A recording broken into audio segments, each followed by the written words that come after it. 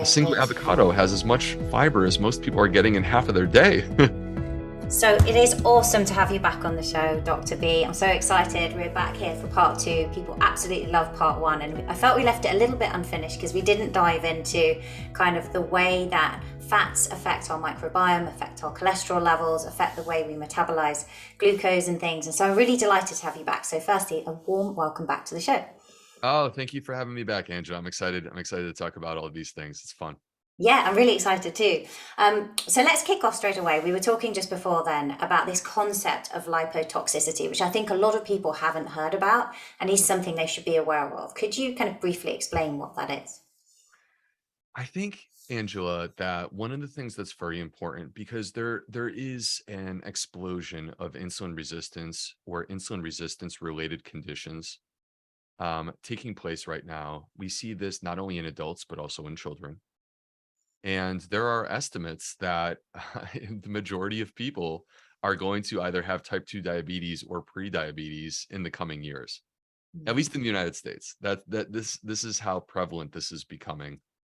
And so you're going to hear a lot of talk about blood sugar, a lot of talk about diabetes and insulin. And I think it actually is very important for people, given how common this is becoming, to actually understand what's going on under the hood and to understand what these things are that we're talking about. So that's where this concept of lipotoxicity comes in, which is that when people talk about insulin resistance, all right, let me start with this insulin resistance. What does that mean? Well, insulin resistance, when you consume a meal, it's the expectation that your blood sugar is going to go up. And the blood sugar going up, it could go up to varying degrees depending on what exactly is in your meal, right? Like when you eat a sweet, like you eat, peppermint or something like that, that is going to spike your blood sugar a lot more than if you were to eat something that is high in fiber or is low in carbohydrates. So when our blood sugar goes up after a meal, the body detects this. The body has mechanisms in place to help to keep things in balance and bring the blood sugar down. And the response is basically that the pancreas will release insulin. Insulin is a hormone. It's actually a growth hormone.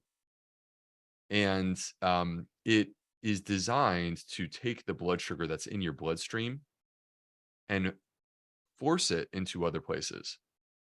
Specifically, where it's trying to put the blood sugar is into your muscle and into your liver. So it's not that the blood sugar like disappears from your body. It still is a part of your body. It's more so that the blood sugar is being pushed into a different place and it's removed from the bloodstream so that your blood sugar doesn't go too high. And so when the body is in balance, this is working efficiently. A minimal amount of insulin is able to drive the blood sugar out of the bloodstream and you keep things the way that they're supposed to be. When insulin resistance develops, what's happening is that your body is producing this insulin, but it's actually struggling to achieve the effect that it's trying to achieve. The blood sugar is not leaving the bloodstream so easily. So more and more and more insulin is being basically created by your pancreas in order to get the blood sugar out of the bloodstream. That's insulin resistance. And insulin resistance is pre-diabetes. When you reach a point where your pancreas is producing insulin as much as possible, and it still can't get your blood sugar under control, you now have diabetes. That is what diabetes is where you, and by the way, this is type 2 diabetes. So to be clear, not to make it confusing, but type 1 diabetes is a different condition where the body does not produce insulin. And so they don't have this intrinsic protection. So they have to actually use insulin replacement in order to achieve the same effect. So, but when we talk about type 2 diabetes, the root cause of type 2 diabetes is insulin resistance. When you have insulin resistance, you have pre-diabetes. And when your blood sugar gets too high and your body can't control it because basically it's maxed out the amount of insulin that it can produce, now you have crossed the line. Now you have type 2 diabetes. Okay. With that framework in mind, what is going on that actually causes this? What causes insulin resistance? And the answer, the prevailing theory right now is lipotoxicity.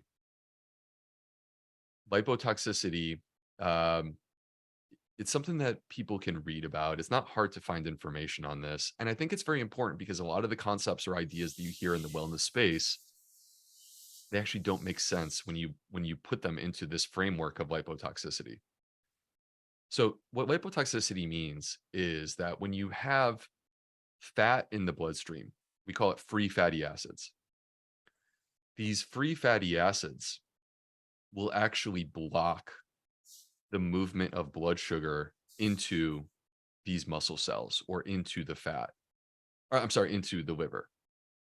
And the way that that works is that basically the fat is going into these spaces freely, like the fat is drifting and going into these places freely where we want the blood sugar to go. So, like, for example, the fat could be sneaking into the muscle tissue.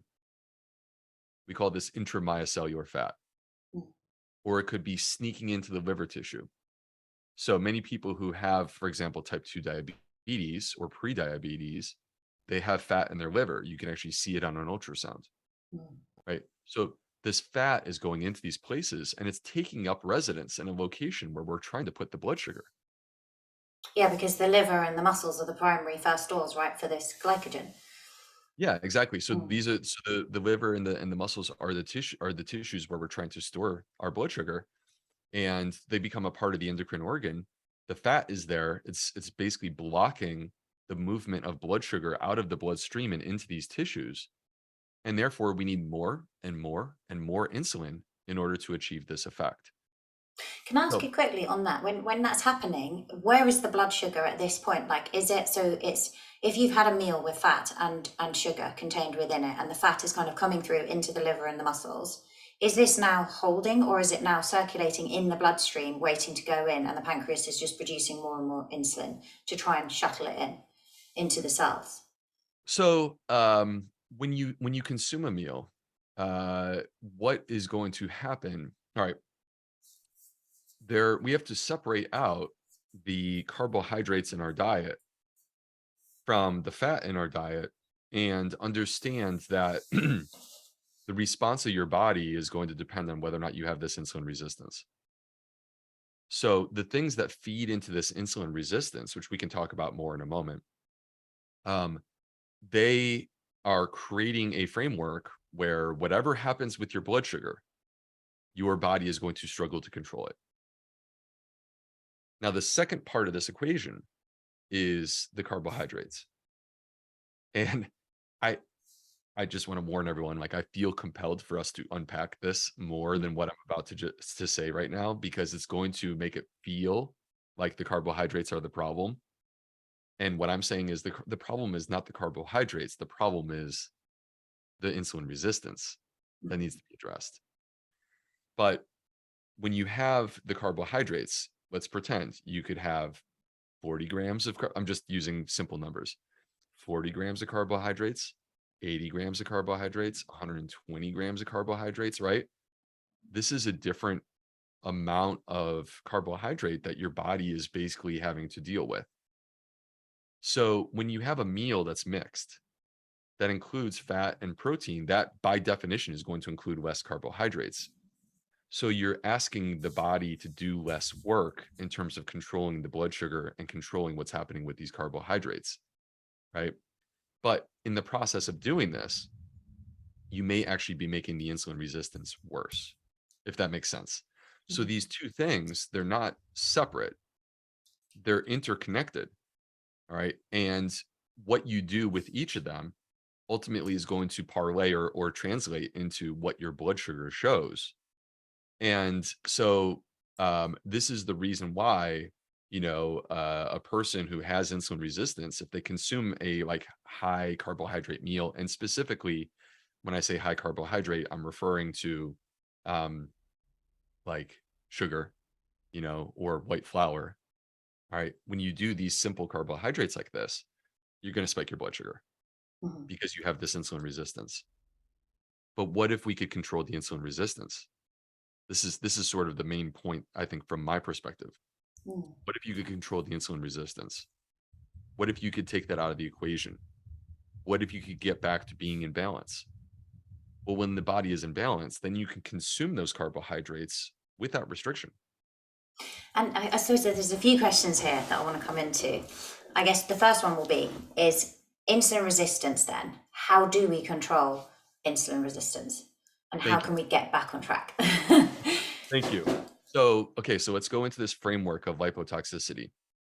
And what I am saying, okay, now I realize like this is super nerdy, so I apologize to the listeners. I can't help but be a little bit nerdy on this topic. I think they'll But enjoy it. okay, cool.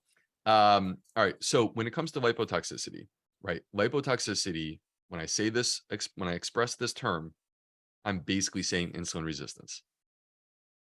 And the key here is the level of the free fat. Now, when I say free fat, stop for a moment. I am not saying fat in the diet. This is not a one-to-one translation. This is a separate thing. So separate these out. I'm not saying fat in the diet. I'm saying free fat in the blood. Okay. What increases free fat in the blood? Because it's the free fat in the blood that ultimately is going to translate into insulin resistance. So let's look at that. Like, what is driving that up? Because that ultimately is going to give us the answer Mm. that you're asking me. Like, what causes insulin resistance? Okay, a couple of things. First, when a person is obese and they're carrying excess body fat, our fat cells, I don't know if people realize this, we're born with a certain number of fat cells. It's basically a place for us to store energy. And it's not that we create new fat. What we do is we fill up the fat cells. And those fat cells, believe it or not, have a point at which they can't take any more. And this occurs in people who are obese. And when this happens, basically what happens is the excess fat that the fat cells can no longer handle anymore, it starts pouring into the bloodstream. So you are adding free fat into the bloodstream. And again, as I mentioned a moment ago, free fat in the bloodstream, this translates into insulin resistance through this lipotoxicity mechanism. Okay. This is the reason why, just to kind of like show people like how this makes sense. This is the reason why people who are obese are more prone to type 2 diabetes. And what about people who are not obese and you see insulin resistance? Like we were talking ourselves previously. I was diagnosed in my 20s with PCOS. That seemed to occur looking back because I was just prescribed birth control by my doctor. Right from my teenage years, right, and these cysts were accruing, and then they diagnosed insulin resistance as part of that in my 20s. I'd never been obese. I was always kind of slim, quite lean actually. How does that occur in an individual? This actually happens in my wife's family. Okay. My uh hopefully she won't hear this podcast. She might not be happy about me talking about it. My mother-in-law is rail thin. I mean, Right, she is rail thin. She is tall and she is skinny, and yet she has insulin resistance. right. And it runs in the family. And it brings us into talking more about this free fat because the mechanism of getting free fat, one of the mechanisms is obesity. It's not the only mechanism. The other mechanism is through our diet. And our diet, I'm going to talk in a moment about the different components that can drive up free fat. That like sort of the choices you can make from a dietary perspective. But let's pause on that and let's talk instead about the microbiome for a moment. Because the microbiome ultimately is related to the way that we process our food and actually is a part of establishing what our blood sugar is after a meal, and also what our blood fat is after a meal.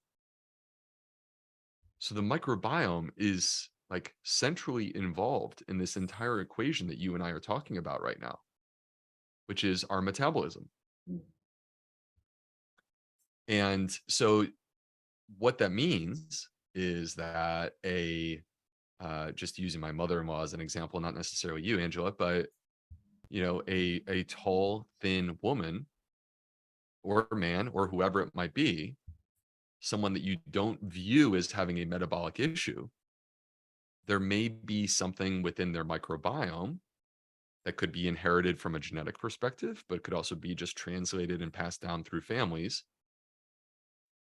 There could be something within their microbiome that basically they have a disproportionate release of free fat after a meal. Interesting. Can you fix that then? Like, could eating more fiber fix that issue and rebalance? Or would it be a case of taking specific like probiotics? How would you, and I know you've been working, because there's some really, like Zoe here, I think is waitlisted, isn't it, in the UK? But there's Yeah. really, really interesting test from what we were saying last time where you can use the CGM combined with testing the fat in your blood, combined with a microbiome test to see what's going on, right? I'm super interested in that. I mean, I would love to talk about that more because a lot of what I'm referring to right now, many of the things and many of the studies to back up the the words that are coming out of my mouth actually are coming from research that we have done as a part of Zoe. Mm. And we can talk more about what Zoe is and how it's involved in sort of optimizing this. But it actually, what you've just asked me leads us into actually a perfect conversation about this, which is that so you, Angela, are a unique person. Um, it's not just your genetics. In fact, believe it or not, you and I share most of the same genes, like more than 99% of the same genes you and I share. But it's more so your microbiome that makes you very unique. If you had a literally identical twin, okay, that person has the same genetic code as you, the same mother, um, in most cases, grows up in the same household, and you would only share about 35% of the same microbes. Wow, really? Even in the same household, before you've left home, only about 35%. Isn't that About interesting? 35% of the same microbes. That's so you are more different than you are the same. How interesting. And there are 8 billion people on the planet now. And we believe, like sincerely from a scientific perspective, that there are no two people that are the same in terms of their microbiome, that we are that unique and individual among 8 billion people, like not even two people that are the same. Wow. So that unique individuality is a very relevant part of explaining our unique responses to food. Everyone knows there is no one size fits all Mm, when it comes to nutrition. And, definitely.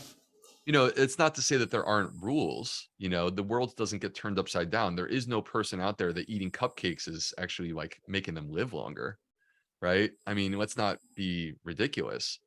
But the impact of cupcakes could be different for different people. Some people, it's not going to cause as much of an issue as others, right? The impact of certain foods could be different for different people.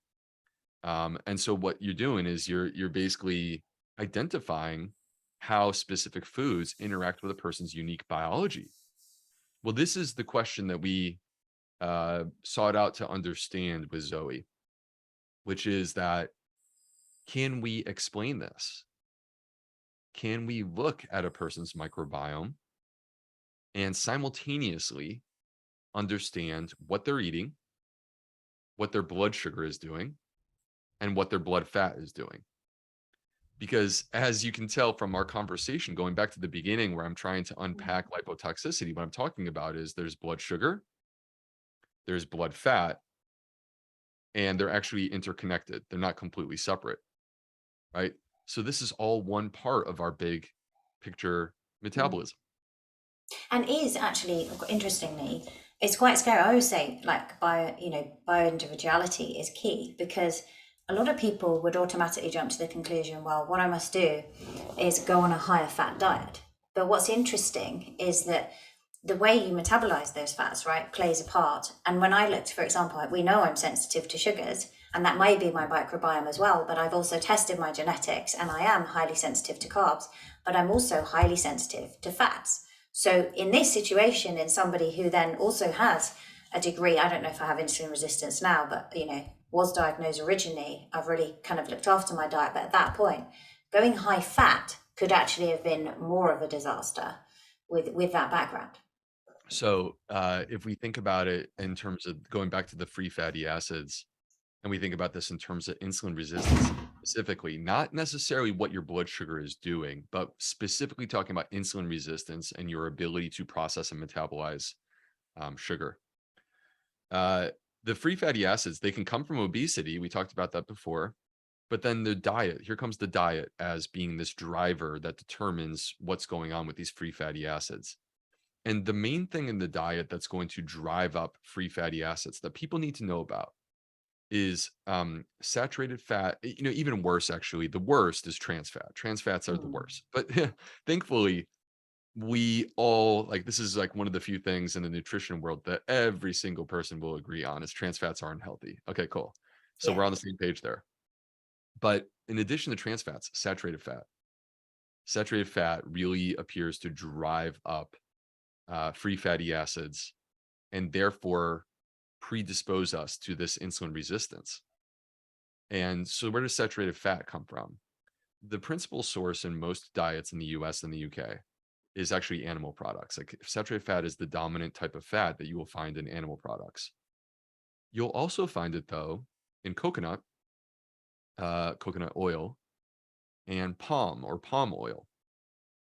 And what I'm saying is that like olive oil or avocados or nuts, they have fat, but the fat is not mostly saturated fat. And it's really, to me, it's the saturated fat that is the principal driver of the free fatty acids after a meal. So what I'm saying is that people who, for example, go keto, could you go keto and emphasize olives, olive oil, nuts, avocados? Could you do that? You could. That's not what most people are doing. Mm.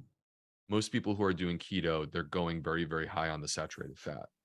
And that's because their diet becomes, again, 70, it's most people would do 70% fat, 70% of their macros are fat. And usually that's made up of mostly animal products plus some like processed foods that are keto friendly. And if you check the label on those processed foods, I would imagine that in many cases you're going to find coconut oil or palm oil. Mm. And what Um, about like omega-6 fats? So because you could if you're going very high fat, you could also go quite high omega-6 inadvertently, right? Through different kind of seed oils, nuts, things like that. Where do you come out on that? And how much would that contribute to it?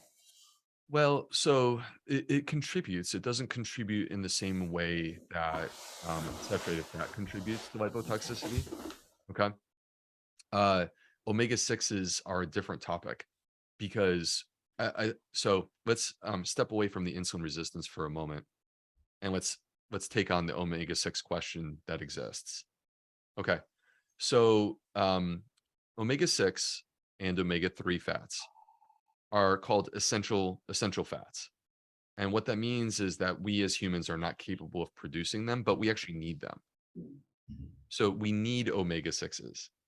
We need omega 3s. But what we also need is we need balance between the two of them. Because when you have a disproportionate amount of omega 6s and very few omega 3s, well, that's not balance. Mm. And when they're out of balance, that's actually when they become inflammatory.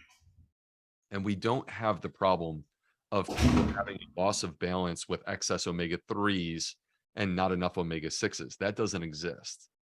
Right. And the reason why that doesn't exist is because people are consuming a lot of processed foods.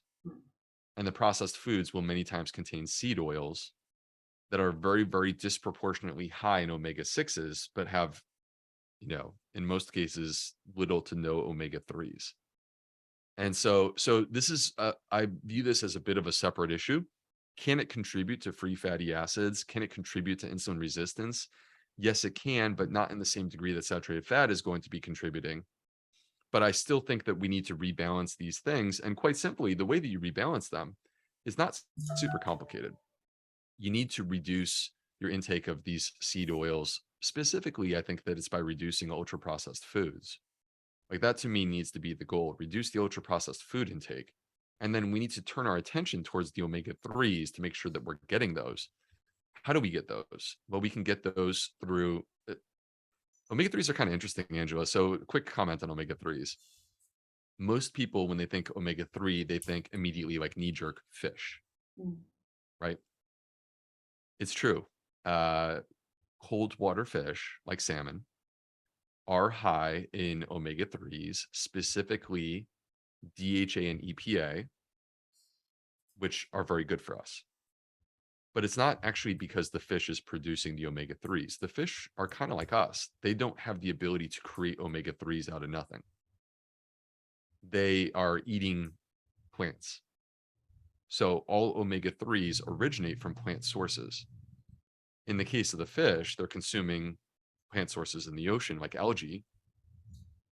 And there's also land based plant sources of omega 3s, like some of the classics are seeds, like chia Mm. and flax and hemp and walnuts. But in And some people, the fish are better at converting, aren't they, to DHA and EPA? Like what we see is some people genetically are less good at making that conversion. so this gets us into even more of an interesting conversation. Yes, so there's three omega 3s. ALA, EPA, and DHA. And there's a conversion process that goes between them. And we need the EPA and the DHA in order to get what our body needs. And if you were to just eat chia, flax, and hemp, they would be produced. Those are ALA. And then your body needs to make the conversion into these other two. Okay. Your body, in terms of making that conversion, is affected by levels of omega 6s. This is the issue. So it's not just a genetic challenge. What it is that your omega 6 intake is actually competing with the ALA in order to make that conversion.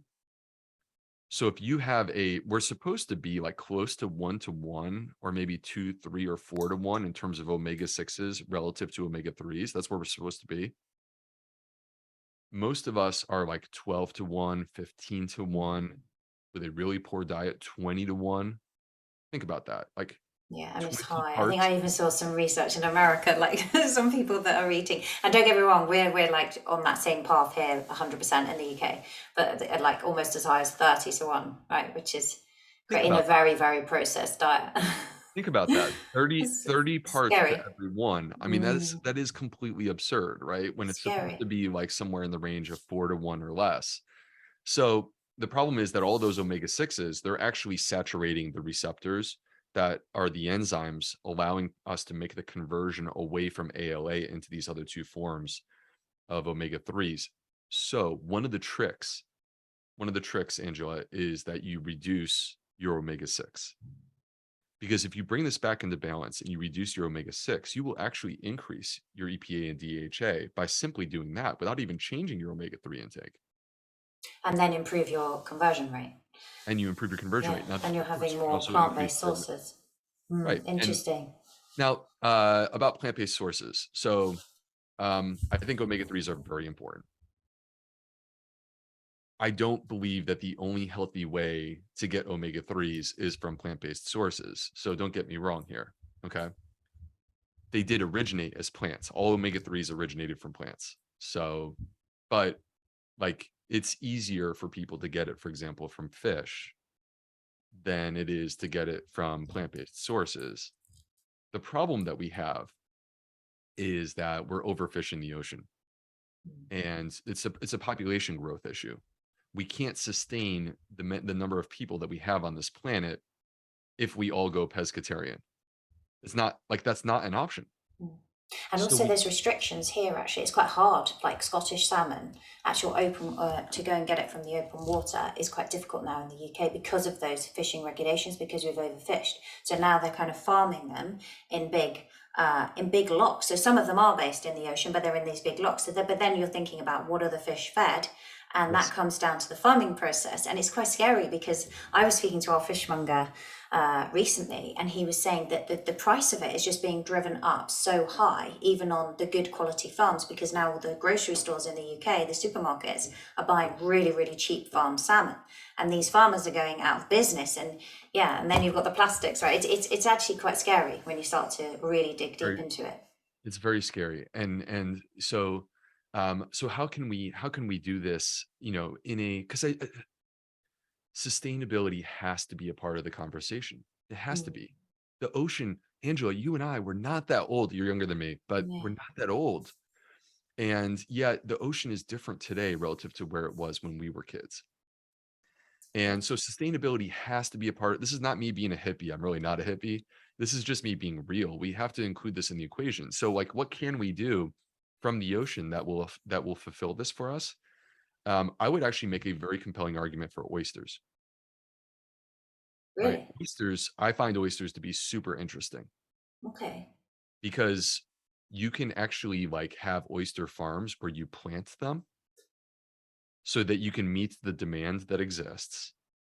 When you plant them, they're not creating waste or harm within the ocean. They're actually cleaning the ocean, believe it or not.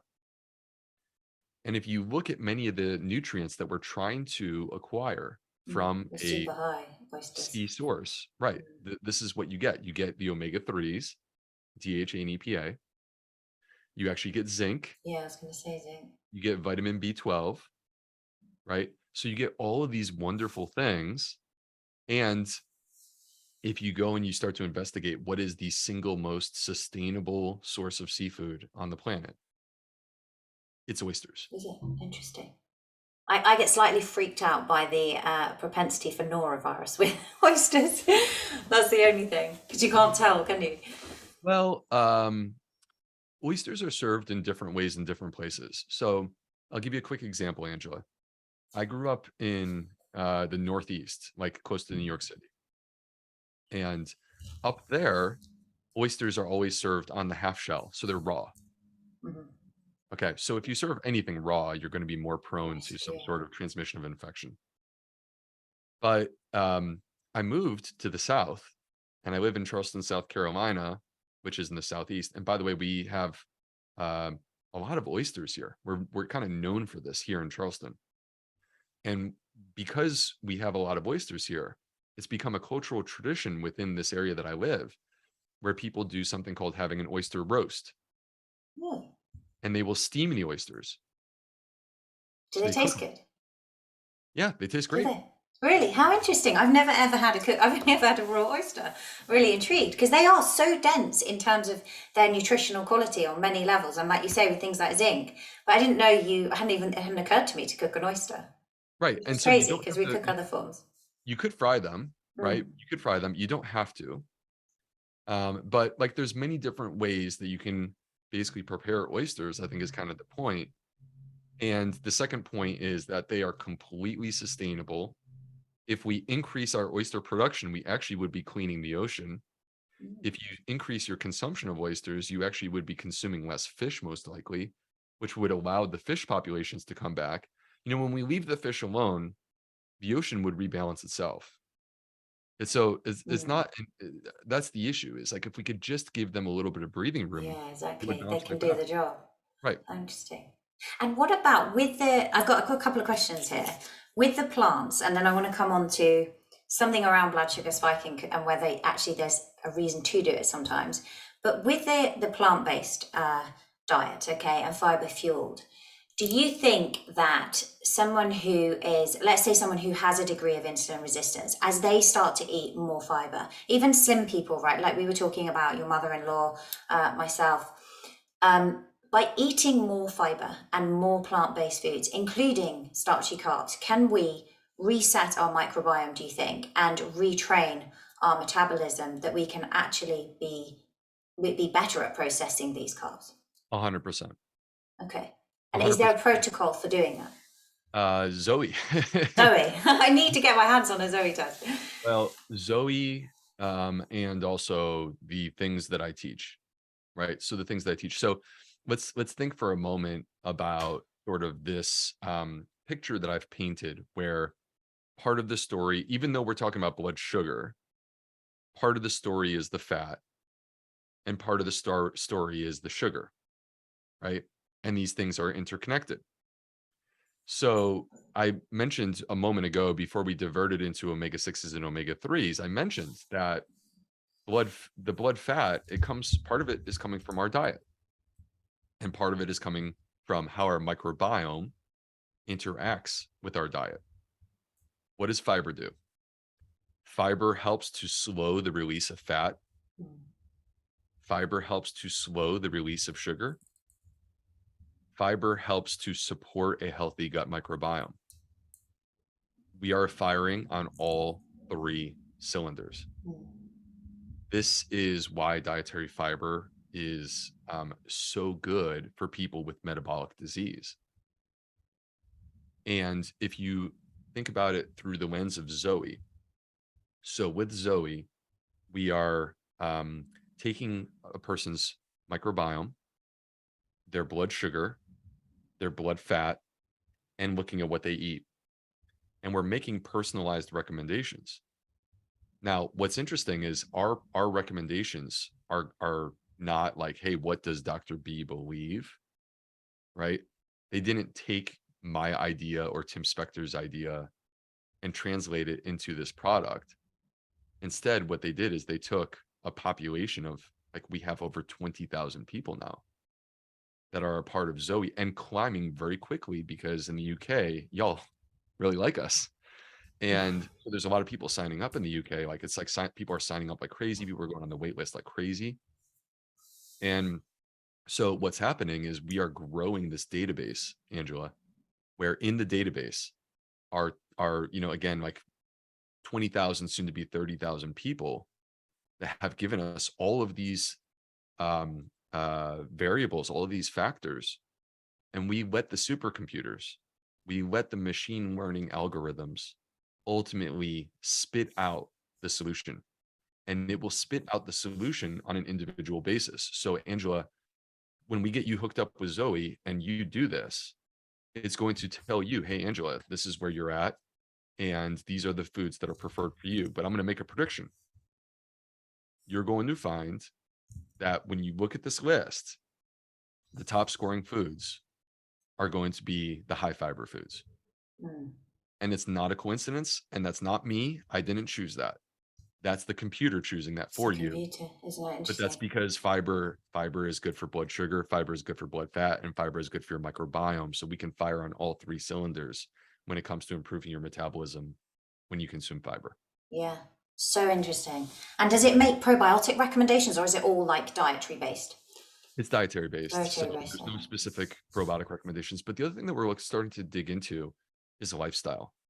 So we're starting to, you know, we are here's what's exciting. We are a company that looks to continue to learn constantly. So we have never stopped in terms of growing, in terms of education and how we can help people improve their health. So some of what we're starting to get into now is like timing, like meal timing, like what time should you eat? Or like snacking. What's the scoop with snacking? Is it good for us? Is it bad for us? Well, guess what? When you have more than 20,000 people who are giving you data, we actually have the ability to answer questions like this using science, using numbers, not just us like making stuff up. And so it's exciting because part of what we offer is, I would describe it, Angela, as citizen science. And basically what that means is not just you, but any person who participates in Zoe, you are a part of this team that allows us to accomplish these studies. You know, the scientists like myself, or like our chief scientist is Sarah Berry. She's at King's College London. She's brilliant. Or Tim Spector.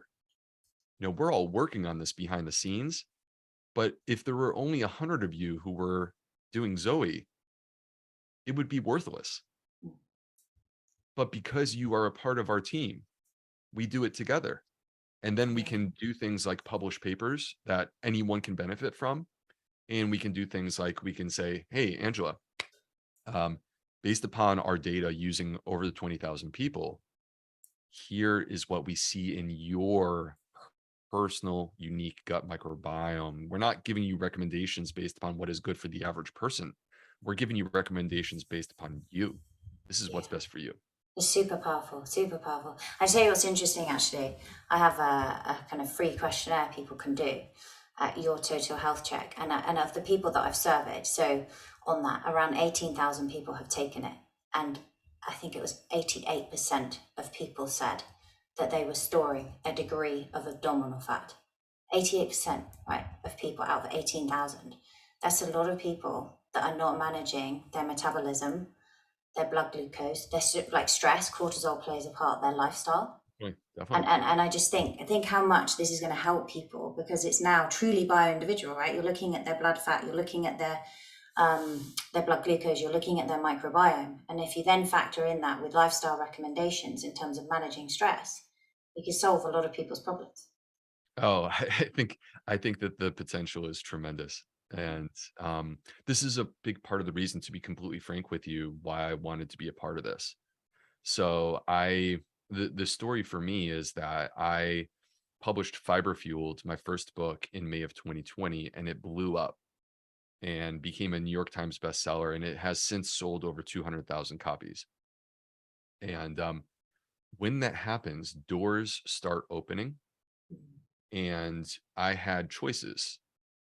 And it's like, is the choice about money, or is the choice about doing something really special and transformative? And I chose that choice because by working with Zoe, I feel that we are moving us, like we are the premier company in personalized nutrition on the whole planet. And we're running the largest nutritional study in the entire world, the largest microbiome study. Mm-hmm. And I believe that we are in the process of moving out of the era that has been the entirety of human history, which is one size fits all nutrition recommendations, into a new era where we can actually, like you mentioned a moment ago, Angela, give recommendations that are personalized to you and not someone else. Yeah, it's amazing and really, really changed the landscape for health. It's amazing. I love it. I love what you're doing. A couple of questions. One question I have, because this I think is really interesting to think about, is what about, are there times when actually spiking our blood glucose would not be a bad thing and having a fast burning carb? So what I'm thinking of particularly here is when you have deliberately depleted muscle glycogen. So you've been to the gym, for example, you've either done a high intensity workout or you've done a heavy strength training session, and refueling with some fast burning carbs actually can help with things like hypertrophy and increasing muscle mass. And that obviously has a different mechanism as well. It kind of activates GLUT4 in terms of moving the glucose into the cells.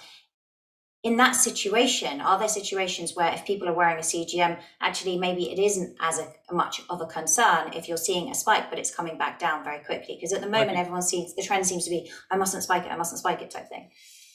yeah, well, I think first of all, when we talk about spikes, we have to first ask, like, what is normal, right? Mm, Because your blood sugar is going to go up after a meal.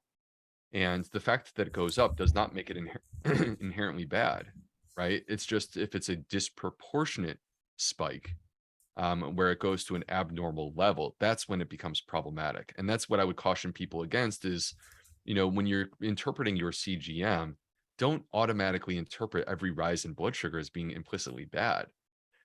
It's only if it's rising to a level that is outside of the range of what we would consider to be healthy. So, um, with that in mind, a couple things. First of all, like when would, for example, simple carbohydrates be good? So you mentioned you burn your glycogen reserves, right? That's actually where simple carbohydrates are good because your body is looking for a source of energy.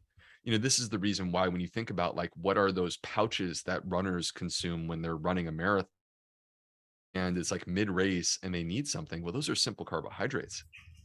Yeah. And in that situation, that's exactly what their body needs, right? But when we're talking about immediately post exercise, you just finished smashing a great workout. Well, I would make the argument that you don't just want simple carbohydrates there, you want protein. Yeah. But there's a place for balance between those things. You don't necessarily have to have protein in isolation. This is where like a nice, healthy, plant-rich meal can be perfectly situated, where you've just had a great workout and now you're going to eat a plant-rich meal that may include tempeh or lentils or things that are higher protein-based plant foods, but it also is going to have the fiber that your body is craving, and your muscles are in a position to basically absorb all of this and take it, and then Would it you keep contributes that to. deliberately low fat then to avoid kind of fat kind of shuttling in through first? Or will the fiber moderate that? I think when you have the fiber in that particular, staying low fat, I don't generally advocate for a low fat diet. Mm. All right, I also don't advocate for a high fat diet. I advocate for fiber, and fiber is a carbohydrate. So in a way, I'm advocating for healthy versions of carbs. I fully agree that like cookies and sweets, they're not good for us. Like I'm not advocating for those kinds of carbs, but I am advocating for fiber. And when we consume fiber, it can include healthy fats, nuts, and avocados. They have healthy fats, but guess what? Like an avocado is super high in fiber. A Yeah, it single is. avocado has as much fiber as most people are getting in half of their day. This is quite scary. Yeah. And what about things like when you see, and you see this in processed foods, but they sort of sweeten it, these sort of polyols and things like maltitol. What kind of, I'm not sure I'm even pronouncing it correctly. These What are sugar about these? alcohols. They cause a lot of people to be, yeah, the sugar alcohols. A lot of Yeah. people get gassy on them. Oh, Is big time. there, what have you found in terms of how they're affecting the microbiome and those versus things like artificial sweeteners? Well, there's many of them, and some of them are artificial sweeteners. Some of them are sugar alcohols that have been extracted from natural sources, but the extraction from that natural source is inherently unnatural. Mm. You see what I'm saying? Yeah, I do. And That probably uses that a lot of even though it chemicals. started in an original source, the end product is not natural. If you can't do this without being a biochemist or a food chemist, then that is not natural. I'm sorry. I agree. And what you're doing then is you're basically concentrating these things in an unnatural way. And so whether it's artificial sweeteners or it's sugar alcohols from natural sources, when you concentrate them, there are a lot of people who get gas and bloating. There are a lot of people who get diarrhea. And if you come into my clinic and you say, I'm having gas and bloating and diarrhea, the first question I'm probably going to ask is, do you use sugar alcohols and do you consume dairy? Because if the answer is yes to either of those two, the first step from my perspective is let's get rid of those.